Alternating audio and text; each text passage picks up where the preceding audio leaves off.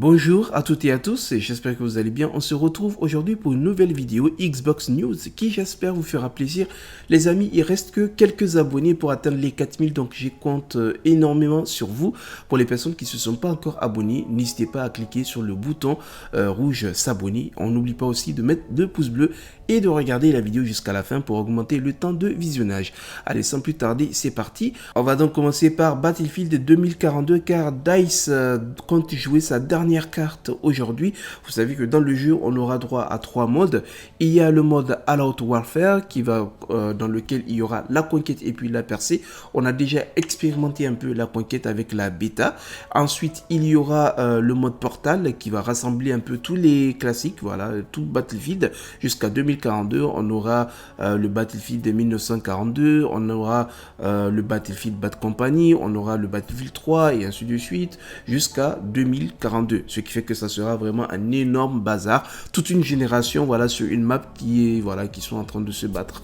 Du coup, le dernier mode, c'est ça, le mode Hazard Zone. Ils l'ont pas encore dévoilé et ça sera aujourd'hui qu'ils vont le faire à partir de 17h. Voilà.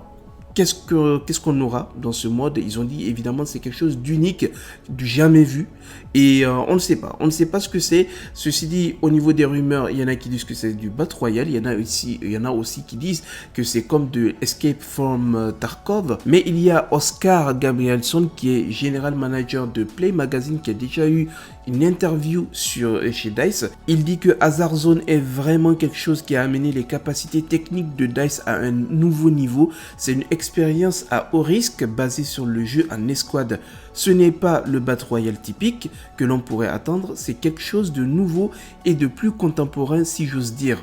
Voilà, c'est tout ce qu'on sait, en tout cas concernant Hazard Zone, et ça donne vraiment envie de voir ce que ça va donner. Et voilà, c'est normal, il faut garder le secret jusqu'à ce que DICE décide de révéler. Il y a aussi Tom Anderson, qui est un insider respecté de la communauté Battlefield, qui a partagé des infos. Il dit que dans le mode, ça sera du 32 joueurs sur console PS5, Xbox Series XS et sur PC, et puis du 24 joueurs sur PS4 et puis sur Xbox One. Donc 32 joueurs, ça fait 16 contre 16, j'imagine 4 escouades contre 4 escouades et du coup 12 contre 12, voilà, donc 3 escouades contre 3 escouades sur Xbox One et sur PS4. D'ailleurs, du coup, je suis en train d'y penser. Peut-être que les joueurs qui sont sur Xbox One, vous allez plus tard pouvoir aussi rejoindre les joueurs qui sont sur PS5, Xbox Series ou bien PC. Parce que si le jeu arrive dans le cloud et que maintenant c'est 100% boosté avec les serveurs Xbox Series X, bah c'est comme si vous jouez sur Xbox Series en fait.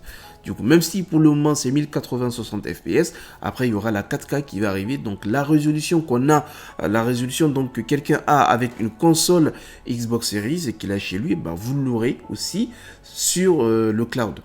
Ça sera trop bien. On va donc continuer avec Forza Horizon 5 qui va bientôt sortir le 9 novembre. Et si vous avez le Premium, vous allez commencer à jouer à partir du 5 novembre, soit 4 jours avant. Il y en a qui ont été déçus parce que avec le ray tracing, il ne sera pas disponible dans tout le jeu. Ça sera uniquement dispo pour le mode Forza Vista. Et j'ai déjà eu à discuter avec pas mal d'abonnés par rapport à ça. Voilà pourquoi il n'y en a pas et ainsi de suite. Donc c'est ce que je disais. Je pense que c'est... Comment dire, le ray tracing, je le vois pour le moment comme du confort plus. Alors ce n'est pas quelque chose qui est... Ce n'est pas un standard. Voilà, c'est pas comme si tout jeu qui sort, il doit comprendre du ray tracing. Non, pour moi c'est quelque chose de luxe. Voilà, c'est un luxe pour le moment le fait d'avoir du ray tracing. C'est vrai que c'est le jour et la nuit et quand on y goûte à ça, c'est pas facile de jouer à un jeu sans ray tracing. Et justement, il y a Mike Brown de Playground Games qui dit que le ray tracing pourrait bouleverser nos habitudes très rapidement. Voilà, et c'est le cas. Il y en a aujourd'hui qui veulent vraiment avoir du ray tracing dans le jeu. Hein. Il dit que dans les 5 prochaines années à venir, le ray tracing va devenir essentiel, voilà, pour le monde du gaming. Il dit ce n'est pas encore techniquement possible partout. Les cartes graphiques ne sont pas toutes prêtes, mais les consoles ont désormais cet avantage. On prend une scène et on l'éclaire comme jamais avant, ce qui était impossible avec les générations précédentes de consoles, faute de puissance et de technologie suffisante. C'est l'un des gros changements apportés avec les Xbox Series.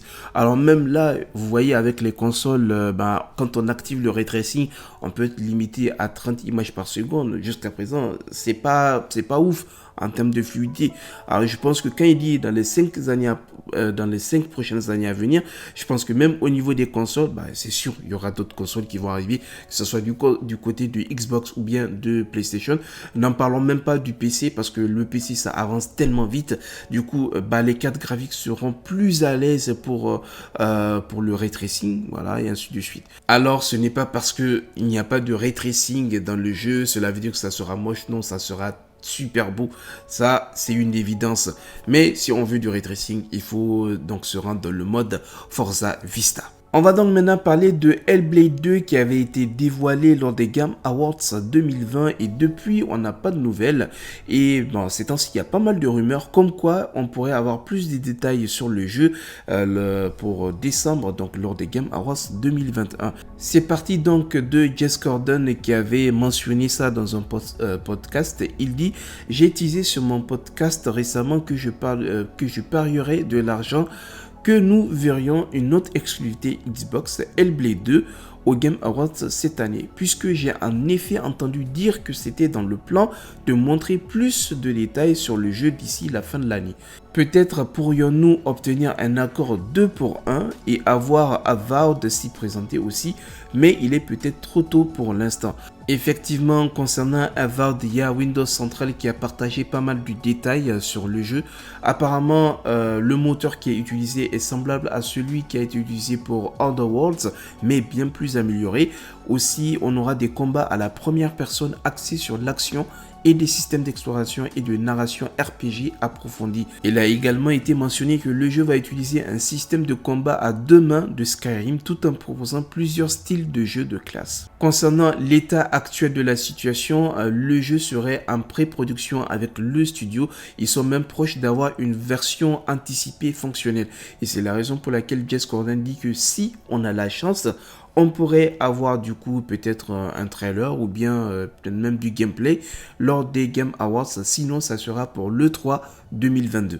Alors, est-ce que ça vous dit de pouvoir un jour réparer vous-même votre matériel Xbox? Ça peut être une console ou bien un accessoire, sachant que pour le moment, en fait, vous n'avez pas vraiment le droit de réparer votre console ou en tout cas tout matériel Xbox. C'est ça même qui fait que on dit que si vous touchez au matériel, vous faites sauter la garantie. Donc le mieux c'est de l'envoyer au SAV ou si maintenant votre matériel n'est plus sous garantie, il faut quand même l'envoyer chez un organisme compétent pour une réparation.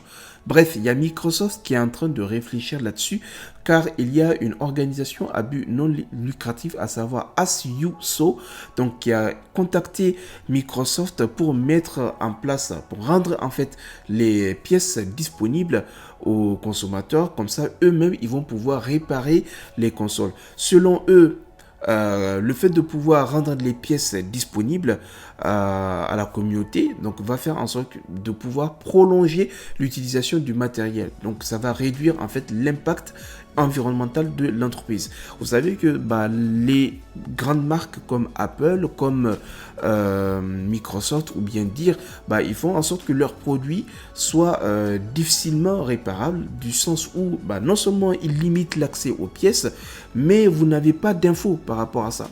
Ce qui fait que aujourd'hui, par exemple, moi j'ai mon écran MacBook qui est cassé.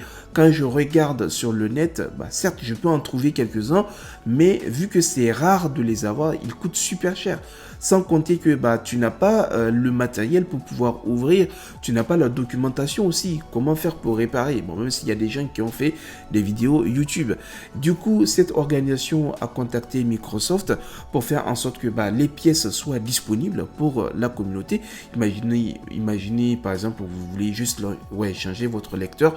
Il y aura même la documentation qui va sortir, donc qui va vous montrer pas à pas comment faire. Du coup, Microsoft a dit qu'ils vont prendre ça en compte considération et si l'enquête prouve qu'il y a des avantages à faire la réparation soi-même, donc l'année prochaine, soit à partir du mois de mai 2022, ils vont donner leur réponse évidemment, mais donc si c'est positif, c'est que bientôt on aura accès aux pièces, voilà, aux pièces Xbox ou d'autres accessoires, voilà, qui vont avec la documentation, bien évidemment, qui vont nous permettre de pouvoir réparer nos consoles ou bien nos accessoires tout seul. Alors même si cela semble être un pas, voilà, dans la bonne direction, Microsoft fait quand même toujours partie du groupe lobbying qui s'oppose au projet de loi droit de réparation, mais s'il s'avère que voilà, c'est positif, d'ici mai 2022, du coup, on aura des pièces qui seront disponibles et ça sera trop bien. Parce que imaginez, peut-être des fois, ça peut être juste un problème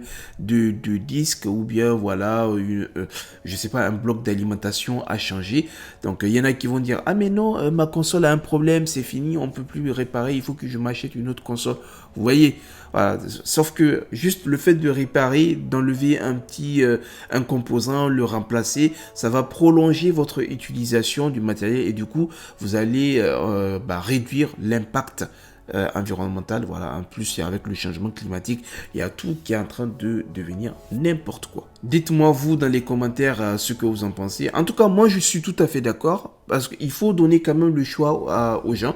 Parce que oui, cela ne veut pas dire que ce ne sera plus disponible d'envoyer vos consoles au SAV. Hein. Donc si vous voulez, vous pouvez le faire, mais il faut aussi donner le choix aux personnes qui veulent réparer leur matériel.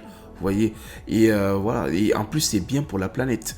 Voilà les amis, c'est la fin de la vidéo et j'espère qu'elle vous a plu. On n'oublie pas évidemment le petit pouce bleu, les abonnements, les commentaires et il faut partager aussi. Sur ce, je vous souhaite de passer une bonne journée, bonne soirée selon le moment auquel vous avez regardé cette vidéo et on se dit à la prochaine. Salut!